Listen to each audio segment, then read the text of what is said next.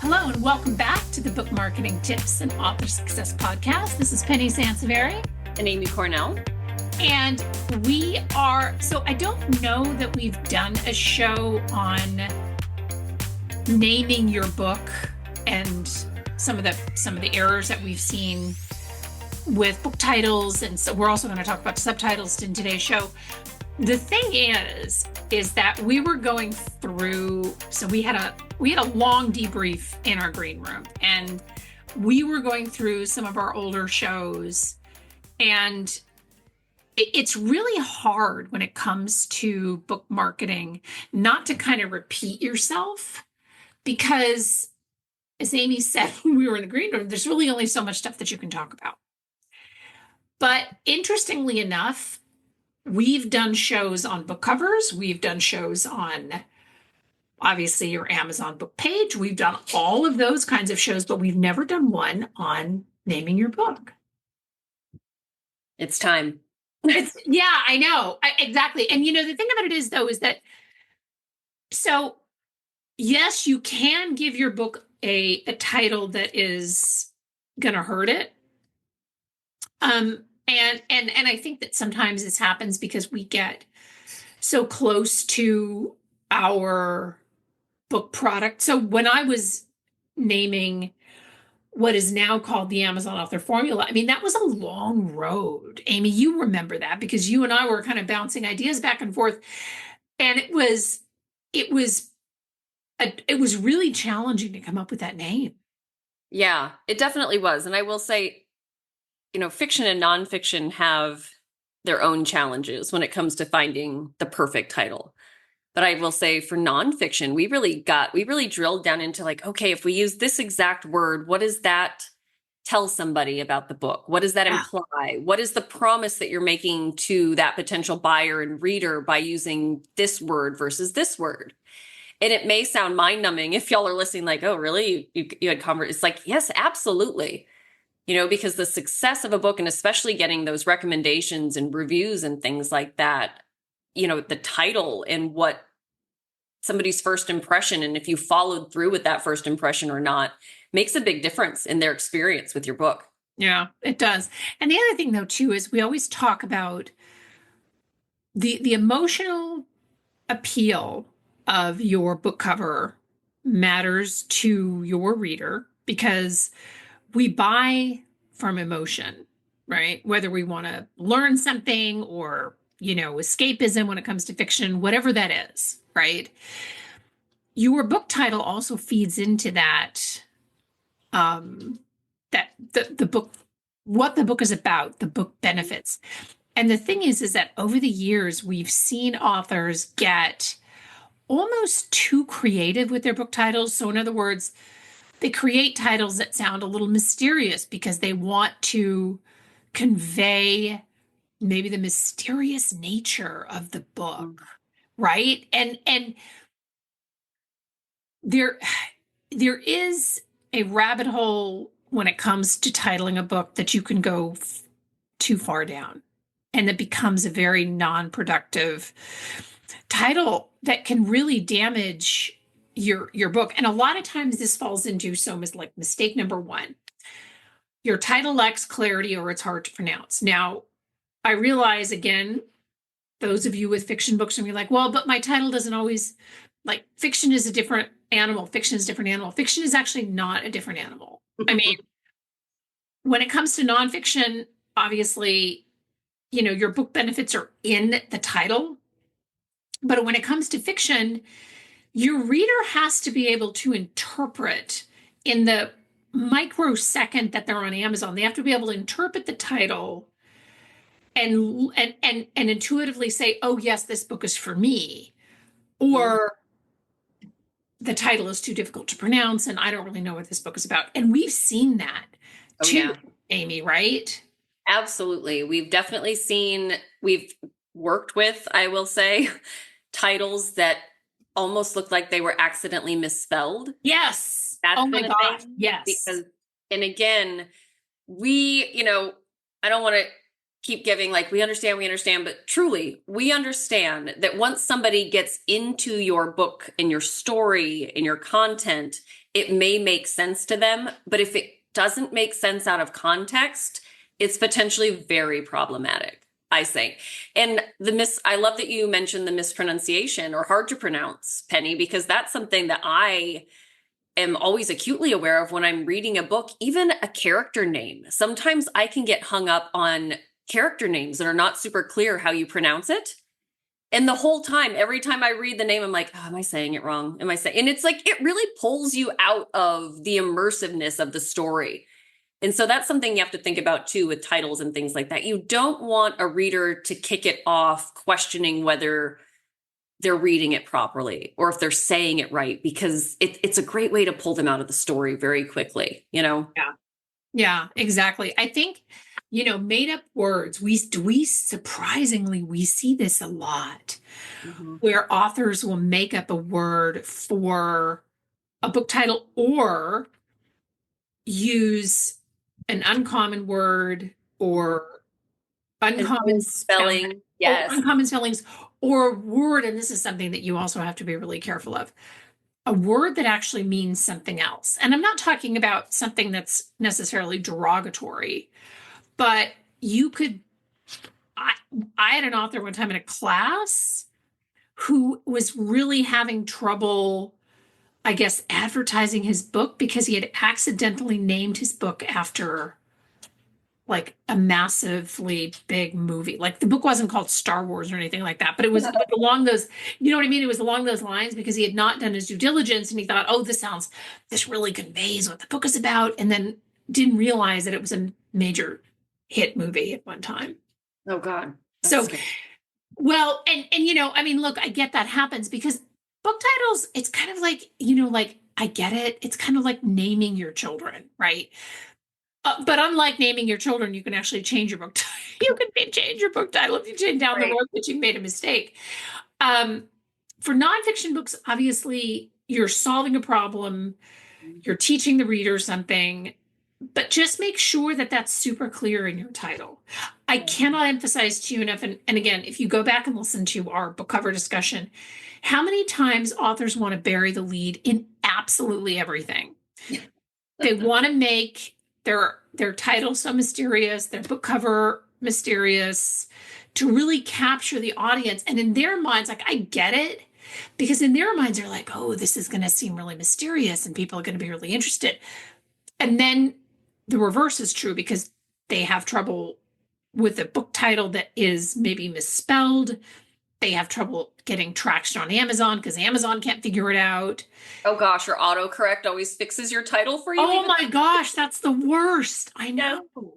And I think another thing with nonfiction too, Penny, like, and we started the discussion talking about author formula, but I think it's also really important to get very real with yourself about what your book actually delivers on. And I think a good example, and we've seen this happen with nonfiction books where a topic kind of straddles the line with like a memoir or something like that. Yes. And so if your book is more, if you've written a business book, but it's really more about your experience, and it doesn't mean people can't learn from your experience, but if everything in it is really anchored to your specific experience, what you went through, things like that, using the term, guide or how to, or so, you know what I mean? Like it gets really murky. You have to be really careful with word choices and what you actually deliver on, because some words, when people are shopping, they have expectations of how that content should be presented and what they're going to walk away with.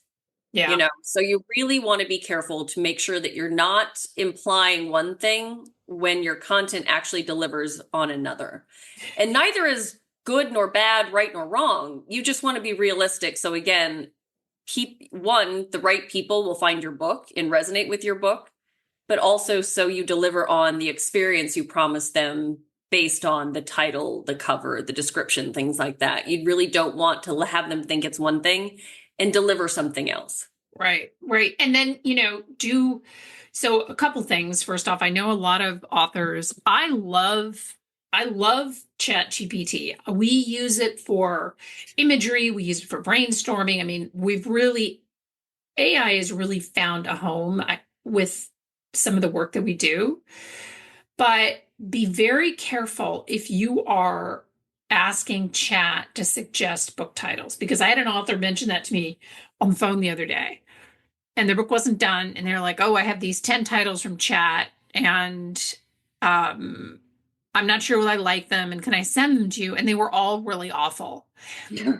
So, well, because, the other piece of it though too with AI is that it's kind of like when you're making a cake, right? If you miss one of the ingredients, the cake is going to taste funny. A lot of times when we are inputting things into AI, um, where we give it incomplete information, which I don't know how the author served up this information in chat when they were trying to get book titles, but I suspect that was kind of the case. So you have to be really careful with that, because in the majority of cases, you're probably not giving the AI enough information such that it actually bounces back some really good ideas. So be really careful with that. The other thing that I think, before we go on to mistake number two, is check to see other book titles that have the same name, right? Because sometimes I realize, there are situations where sometimes that can't be avoided. And I don't have no clear examples kind of pop to mind as we're recording this show, but be really careful. Don't. And I actually had an author one time, this is a long time ago, who wanted to write books that all had the same titles as Stephen King's because they wanted to come up in Amy's like cracking up. They wanted to come up in search with Stephen King. And I'm like, and you can't copyright a book title. So people can copy your title, you can copy other people's titles. It's just really bad business. Right? Really good way to piss a bunch of people off. Like, well, yeah. I mean, imagine a reader shopping on their phone or something, so it's smaller, and they just like they pull something up and they're like, yeah, that must be it, and they get it and they find out you're not Stephen King. well, and I actually, it's funny because I actually did this. So last year, if you listen to our shows last year, you probably heard me go on and on about this book called The Housemaid, which I then forced Amy to read. Like, Amy, you have to read this. I was bugging her like every single day. There were other books called The Housemaid, and maybe they were older. I didn't really check the dates, but I actually picked up one on Audible and then ended up returning it. So there were people who were copying that book title because it was such a runaway, huge bestseller. Just don't do it. It just doesn't. I told Audible, I'm like, I want my credit back because this is not the book that I thought that I was getting. Yeah. Don't try to trick the system because, as Amy said, you'll just end up pissing off a bunch of readers. So be careful with that. So mistake number two, your title is too generic. Amy, do you want to kick this one off? Yeah, and I mean, it kind of, to your point too, Penny, is like do a little research to see, and it can't always be avoided, but I think this kind of goes along. I mean, generic can be something that's overused too, but you really want to be careful. We do a lot of shows about Amazon optimization, those that you listen, searchability, things like that. It's very easy to get lost on Amazon search as it is. It's so much easier to get lost if you have a very basic, generic book title as well. Yeah. It's just, I mean, and this is where subtitles can definitely help. I realize you can't control whether or not somebody enters in your full subtitle when they're searching for your book, but it definitely helps in terms of searchability. It helps your book show up in more searches. We talked about subtitles recently on an Amazon news show, and that Amazon is definitely leaning toward pulling from subtitles now to find keywords to make sure that the right books are showing up for the right readers. We're seeing this mostly in really popular genre fiction right now, but it's been there for a while. This has been something that Amazon has been doing for a bit, because we do try to keep track of, do these things stick with Amazon, or is it something they're just testing? And this one is really stuck. So it's worth, especially if you write fiction, to keep that in mind. You don't want a super generic title, because if they just put that one word into the search bar, who knows what's going to show up? And not everybody also, Penny, I think if we're being realistic, a lot of people don't necessarily go to the books or the Kindle department before they start searching. I think a lot of people will initially just put in what they want in the main search bar and hope they get, but if they don't find the book that they're looking for, okay, then maybe they'll go through and actually go to the books department or the Kindle department. But authors should keep that in mind too. If somebody's just searching on straight up Amazon, they could be getting graphic tees, they could be getting, you know what I mean? Who knows what Amazon's going to put in front of them just based on a 1 or 2 word book title. And that's what you kind of have to be cognizant of. Again, you may not always be able to avoid it, but it's worth thinking about it. Because I am sorry, we've got sound department. Oh, is the sound department there to say hi?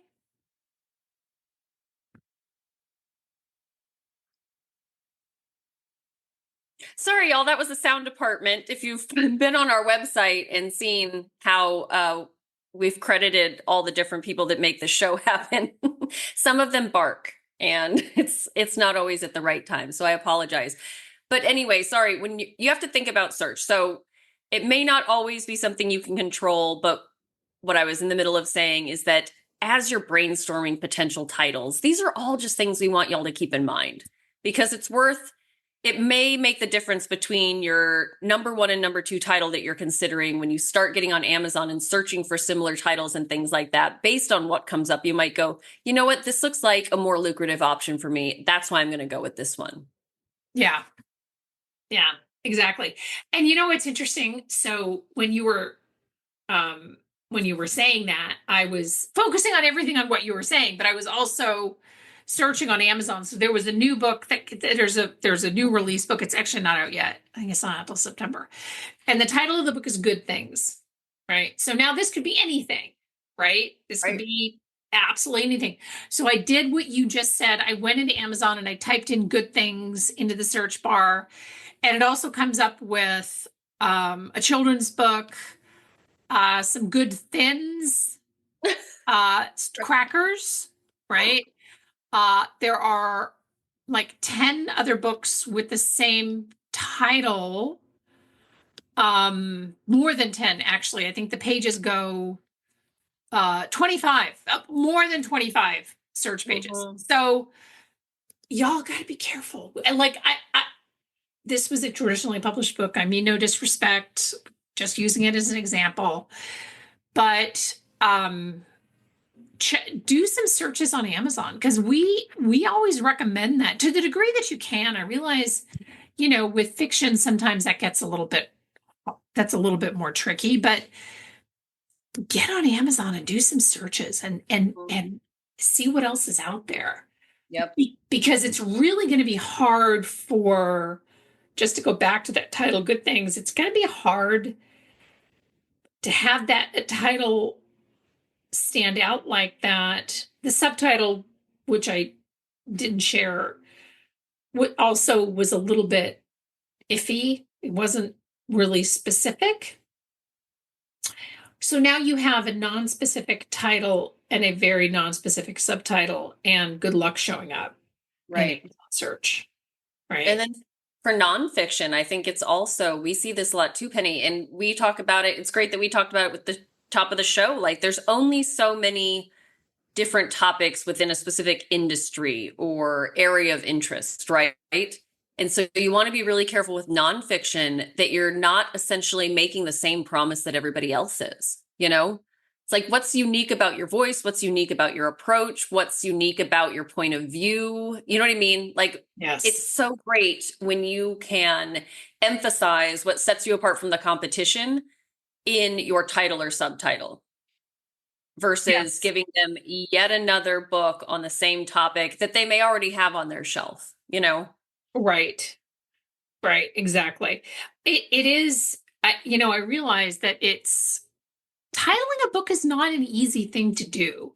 Sometimes an author will, say, like, I'll talk to them and they're in the middle of finishing up their book. I'm like, oh my gosh, I knew the title of the book before I even put pen to paper. And I think that's great.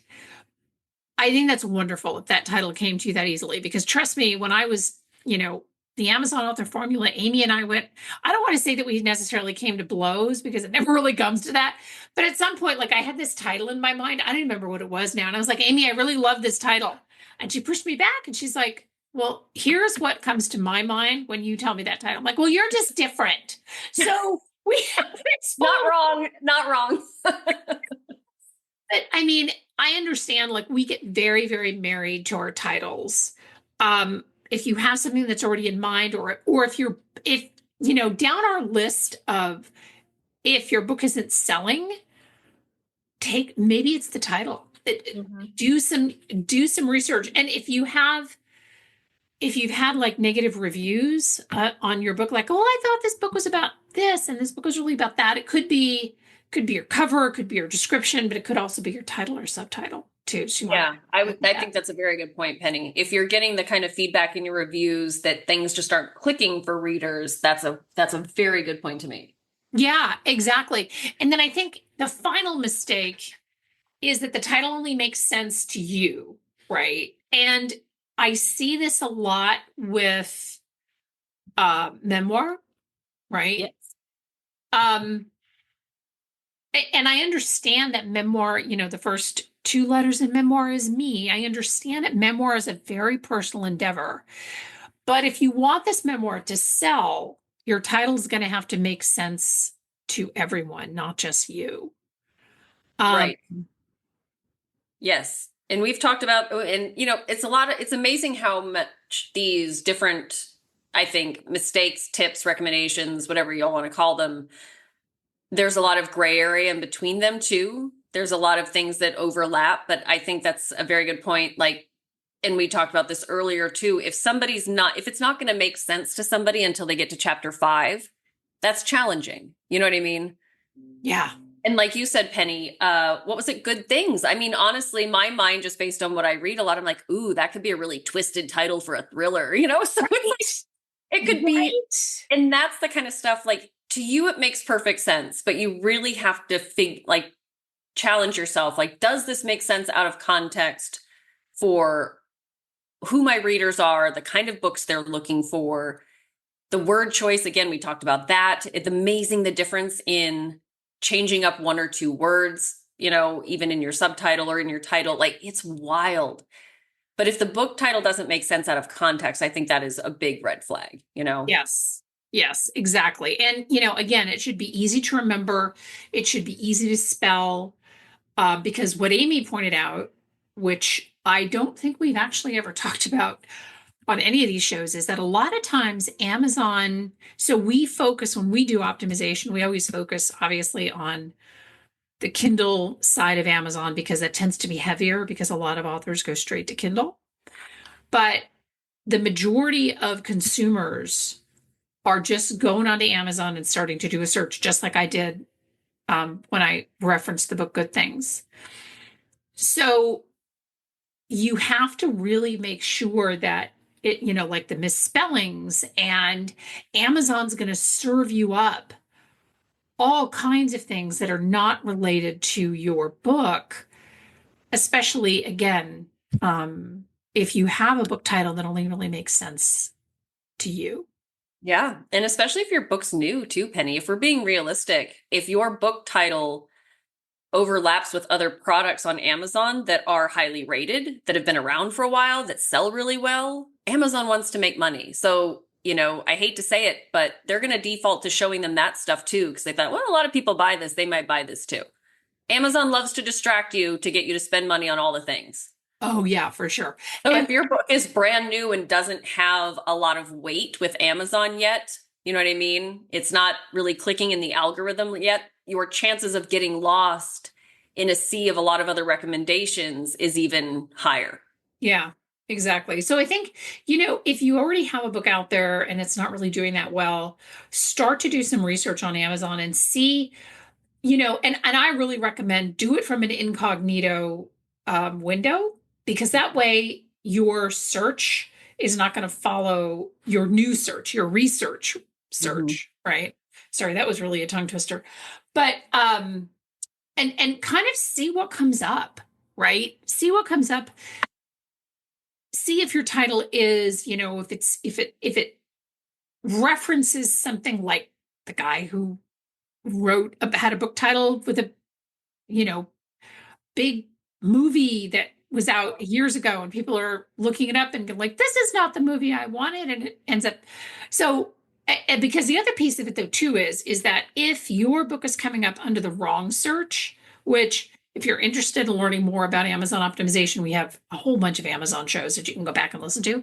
But if your book is coming up under the wrong search and it's the book title's fault, that is something, I mean, I don't want to say it's an easy fix because I realize you have to change the book cover. And if you have a publisher involved, I mean, it just becomes a little bit of a slippery slope. But if you're unsure, go onto Amazon and start doing some research and see if your book comes up properly. Because it's a problem. And again, naming your book is it's a very personal thing. I actually did a coaching session last year with an author who had a business book. And when somebody hires me for coaching, you don't hire me to blow smoke. And I told him, I'm like, I just don't think if I were working with you as a marketing person that I could get business bloggers to pick up the book based on the book title. And it took me probably almost a full hour to wrestle that original title from him. Jeez. And he came back to me. Well, because we have an emotional tether to our book titles. You know what I mean? Just like the first title that I can't even remember now that I sent you, where we were back and forth. I'm like, I like this title. And then, I realized at the end of the day that it was really kind of stupid. But I think, we have an emotional tether to our book title. So I get it. It's really hard, but it's definitely an important factor in your author success to take a look at that, make sure it's not too hard to pronounce, that it doesn't lack clarity, that it's not too generic, and that it's not just some secret word that only you and maybe 3 other people know. Right. Came to you in a dream or something. Sorry. Right. So anyway, well, listen, we make sure to subscribe to this podcast because we do release episodes every week. So you want to make sure that you get, an alert on your phone. And when you can only review the podcast when you subscribe, which is weird. I did not know that before. So make sure to subscribe. We love reviews wherever you listen to podcasts. We also love show ideas. So our contact details are in the show notes. Be sure to reach out to us. Give us some feedback on the show ideas. Is there something that we haven't covered? Because I led off the show kind of saying, well, we've talked about all the things. There's only so much you can say. But then I'm surprised. And we do a show on book titles. And we've never done a show on book titles before. So who knew? After 5 years, we could still surprise ourselves. Right? Yes, but send in the ideas. We love them because as much as we like yammering about all the things that we think are important, it's so important for us to do shows that reflect the challenges that y'all are dealing with. Yeah, exactly. So please, it doesn't have to be a fully fleshed out idea. Even if you just send us an email and say, I'm really struggling with this, we'll do the heavy lifting to try to make a show about it. Okay. Yes. I love that. Thank you. Even better than sending us your show ideas, send us your struggles. Yeah. What are you really challenged with right now? Thank you so much for tuning in. Thank you for listening. For all our listeners who have been with us for the last few seasons, we so value you, and we love that you're listening. And we will see you next week. Bye-bye.